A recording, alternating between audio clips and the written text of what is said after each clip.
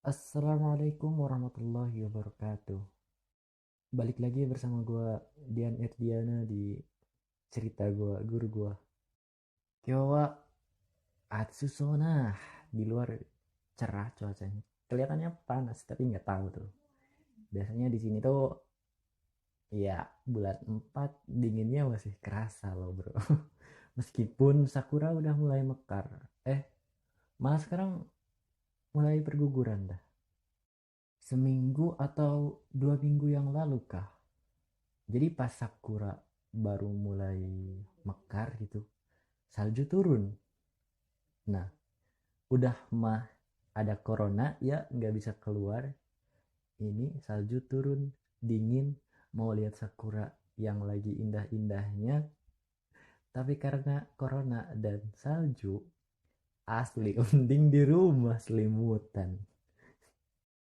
Tahun lalu juga sama, bulan 4 pas sakura baru mulai mekar, salju turun.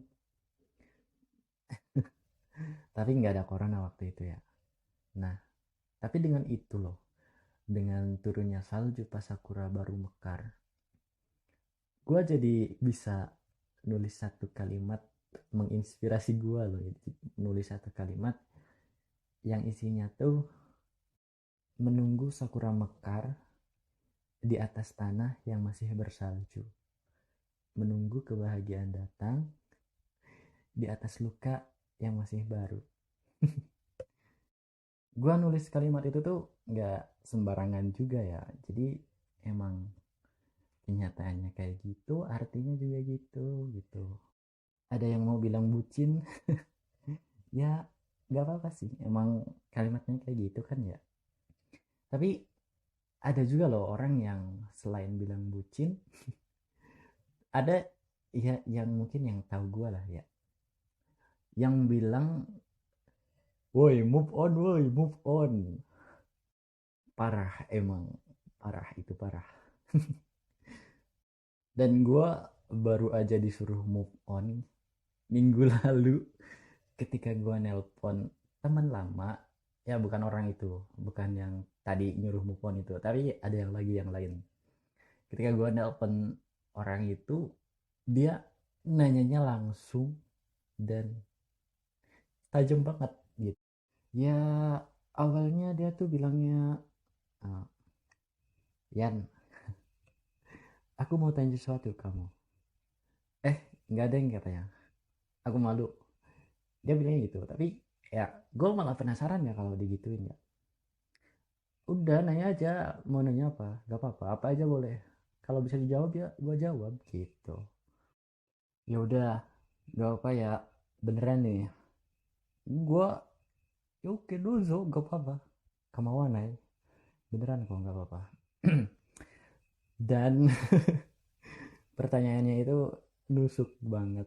Dia tuh langsung nanya, Yan, kamu gagal move on? Waduh, ini Majide, ini beneran lu nanya kayak gitu ya? Dalam hati gue bilangnya gitu.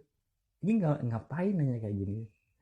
Ya, seorang Dian Erdiana yang pacaran aja nggak pernah, kok ditanya gagal move on? Gimana ceritanya itu? Sebelum gue jawab, gue tanya dulu dong ya. Kamu kenapa kok bisa nyimpulin kayak gini loh? Kok bisa? Padahal saya kan fine-fine aja, nggak kelihatan, nggak gimana-gimana loh gitu loh.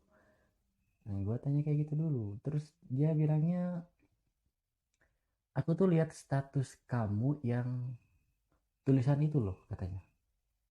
Ya bisa dilihat di IG gue. Dozo lihat aja di IG gue itu ada tulisan seseorang yang namanya gue tutupin. Itu tulisannya I love you. Banyak banget, sama kalau di slide satu lagi nih itu ada tulisan maaf yang sama juga, banyak banget. eh Enggak ketang ya, kalau I love-nya cuman satu ya, yang banyak bangetnya itu maafnya. Nah dari situ tuh dia nyimpulin, ya yang nanya gua tadi itu, dia nyimpulin kalau gua nggak bisa gue gagal move on. gitu. Kalau dibilang gagal sih gue nggak mau lah ya, karena kesannya kayak memalukan. Gagal move on, enggak, gue nggak mau dibilang gagal move on, tapi gue, aduh, bisa akui kalau galau sih iya gitu. Ya Allah tanya, nggak apa-apa lah ya, gue akui kalau ya masa sulit lah kayak gitu. Tapi bukan berarti gagal move on loh, gue emang sengaja nggak move on, bukan gagal tapi sengaja buat nggak move on gitu.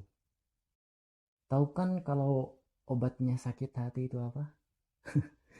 Obatnya sakit hati, obatnya cinta itu ya dengan cinta lagi.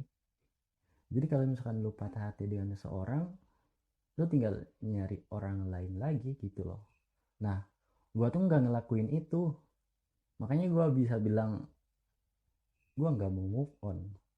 Gua sengaja, karena emang gua nggak nyari orang lain lagi. Habis dia udah stop. Gua nggak deket sama siapapun juga, sama cewek manapun juga gitu.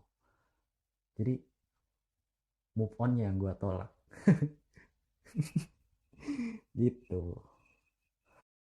Tapi ya si temen gue itu nih ngeselinnya ya parah. Dia itu nggak nerima alasan gue loh. Dia itu kayak nggak dengerin alasan gue. Dia tuh jawabnya malah, oh jadi seorang Dian Erdiana juga pernah gagal move on gitu kan, kampret ya. Tapi setelah itu gue jelasin kenapa gue nolak move on, kenapa gue lebih suka nggak usah move on dah gitu loh.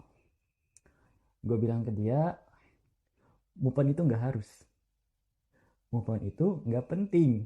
eh Dianya malah nolak, enggak, move on itu harus katanya, move on itu penting, move on itu harus pokoknya.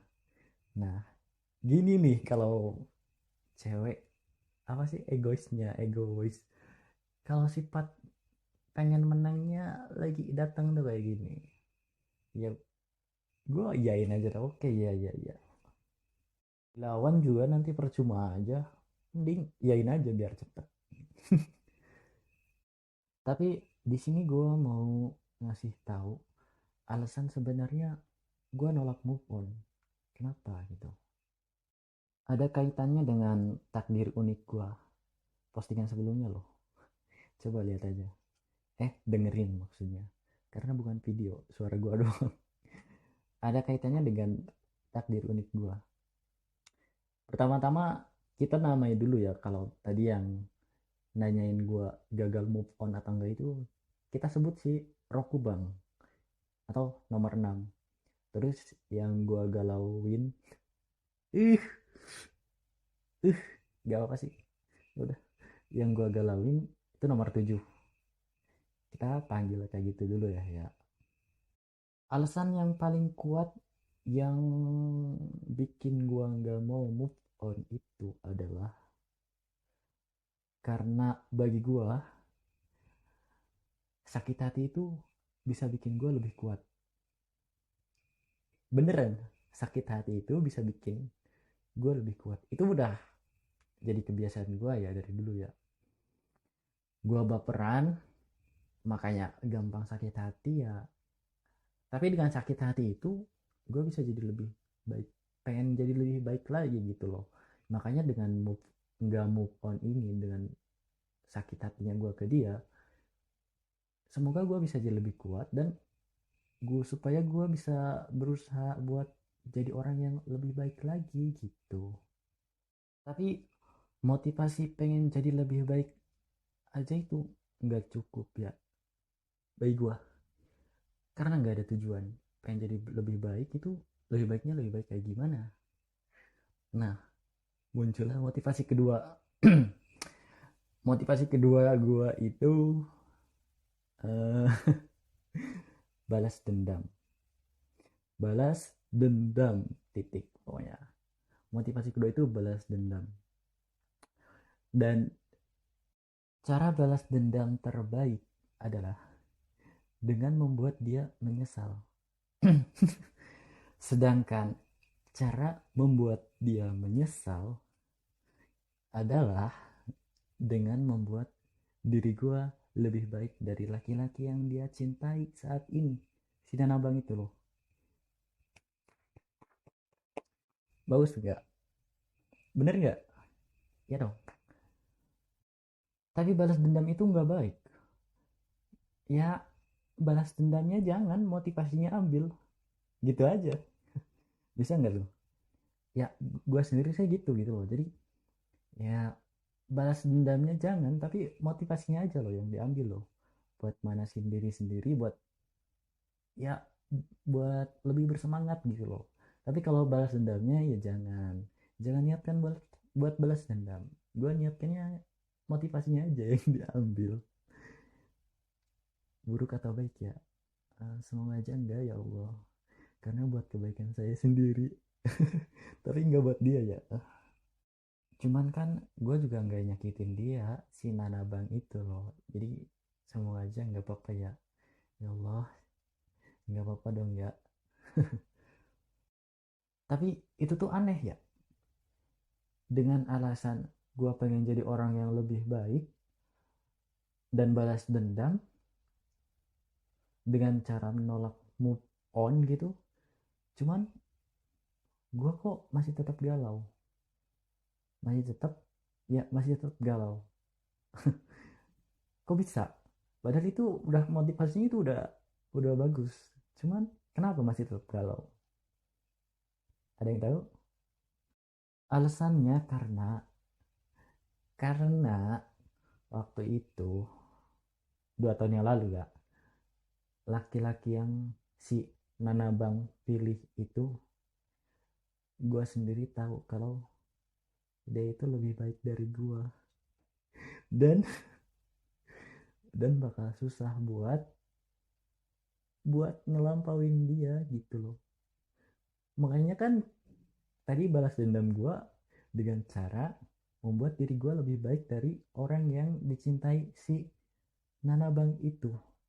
Tapi kalau gue sendiri sadar kalau gue nggak bisa ngelampaui laki-laki itu, kira-kira menurut lu gimana? Motivasinya jadi sia-sia kan? Jadi kayak, ya buat apa lagi gue berjuang kalau gue nggak bisa ngelampaui dia gitu. Nah makanya selama setahun setengah itu, masa sulit gue, ya bodoh bego lah. Kenapa sih? Ya berjuang aja dulu gitu kan, berusaha aja dulu, soal hasil kan nanti. Tapi gue nggak ngelakuin itu. Gue tuh cuman tiap harinya main game, jalan-jalan ya gitu doang, main HP doang kan. Nggak berusaha buat jadi orang yang lebih baik, karena pikirannya udah goyah. Ngapain gue berusaha kalau gue nggak bisa ngelampaui dia, kalau gue sendiri pesimis. Gue galau gara-gara itu. Gue bisa dibilang gagal move on ya. Ya yang kalian bilang atau yang si Roku Bang tanyain ke gue, nyimpulin gue gagal move on. Gue gagal move on karena itu, karena gue nggak bisa bangkit dari apa yang bukan, karena gue nggak bisa bangkit lah gitu. Terus sekarang gimana? Kalau sekarang nggak ada masalah.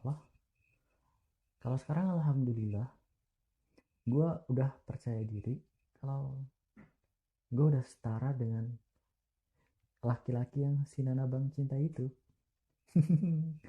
Dan malah ya gue sedang berusaha buat jadi orang yang lebih baik, buat ngelampaui dia itu.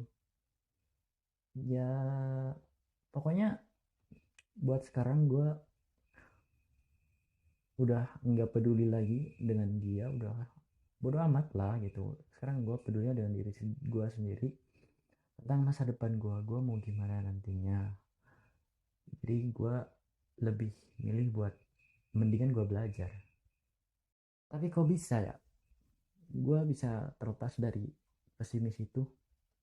Ya adalah sesuatu yang jelas, Allah itu selalu ada meskipun Meskipun gue nakal, meskipun gue ya gitu dah, meskipun gue emang banyak dosanya kan, tapi Allah itu benar-benar selalu ada buat gue, selalu motivasi gue gitu. Makanya gue bisa ke tahap yang sekarang ini. Alhamdulillah. Pengen diceritain juga sih di sini, tapi kayaknya nanti aja dah ya. Lain kali aja dah ya. Ya kalau mau tahu, tapi kayaknya gue juga pengen ceritain juga dah. Insya Allah bagus juga. Buat hari ini kayaknya sekian dulu. Makasih. Terima kasih juga. Terima kasih. Balik lagi terima kasih karena udah dengerin bacotan gue sampai akhir. Semoga bermanfaat ya. Jangan lupa share buat orang lain. Insya Allah bermanfaat juga buat orang itu. Terima kasih dan wassalamualaikum warahmatullahi wabarakatuh.